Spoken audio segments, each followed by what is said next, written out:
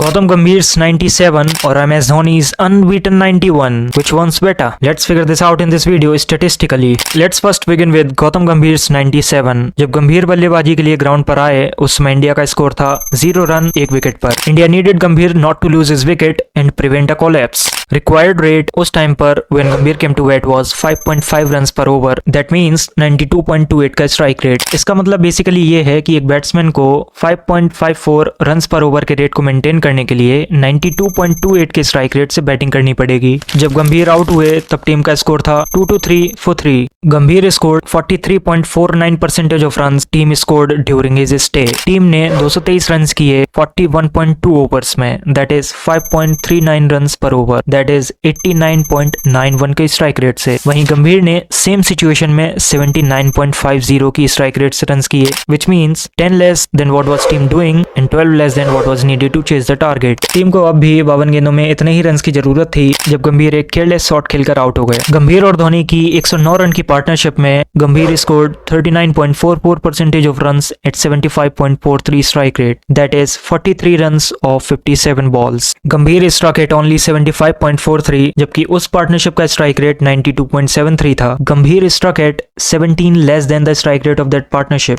Apparently, Gambhir slowed down as he approached his 100, which somewhat increased pressure on MSD, who has had to keep up the required run rate. That was all about Gambhir's knock. Let's now move to Dhoni's man of the match winning unbeaten 91. जब धोनी बल्लेबाजी के लिए आए उस समय team का score था 114 for 3। Bharat को जीत के लिए चाहिए थे 161 runs off 170 balls, which means India had to go at 5.68 पर ओवर। इसका मतलब है कि बैट्समैन का स्ट्राइक रेट 94.70 होना चाहिए। MS Dhoni scored 56% runs off team runs during his stay. जब धोनी बल्लेबाजी के लिए आए थे तब आरआर था 5.68, यानी कि बैट्समैन को 94.7 के स्ट्राइक रेट से बैटिंग करनी थी, बट धोनी का स्ट्राइक रेट 115 था, मतलब 20 more than what was needed and 15 more than what team was doing. As during MS Dhoni's stay India scored at 110.62 strike rate. Let's now have a look at Gambhir Dhoni's match defining partnership. गंभीर और धोनी ने मिलकर 118 बॉलों में 109 run बनाए थे, which means इस partnership का स्ट्राइक रेट था 92.37। Dhoni scored 55.04% of runs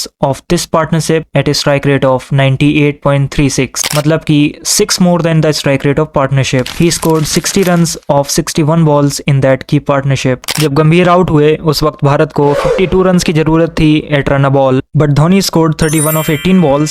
That means 59.61% of required runs at 172.22 strike rate. Well, so that was it. I presented all the rational and relevant stats of these two famous knocks. Now it's up to you guys to decide which innings was better. Personally, I enjoyed Dhoni's knock more. I would also like to share a post which I came across on Reddit regarding this Gambhir Dhoni better knock thing. I second this guy who here says this Gambhir underrated thing has been blown so much out of proportion that if you visit any thread related to final, 65% कम बोल दिया वैसे इसने। 90% of the comments will be like, no one remembers Gambhir's innings, Dhoni took all the credit, blah blah blah. And he further adds, why can't we be happy that India won? Exactly, that's my question to you all too. So आज के लिए फिलहाल इतना ही। आपकी तरह मैं भी मायूस हूँ, लेकिन उम्मीद पर दुनिया कायम है। दिल दुखा है लेकिन टूटा तो नहीं है और उम्मीद का दामन छूटा तो नहीं है।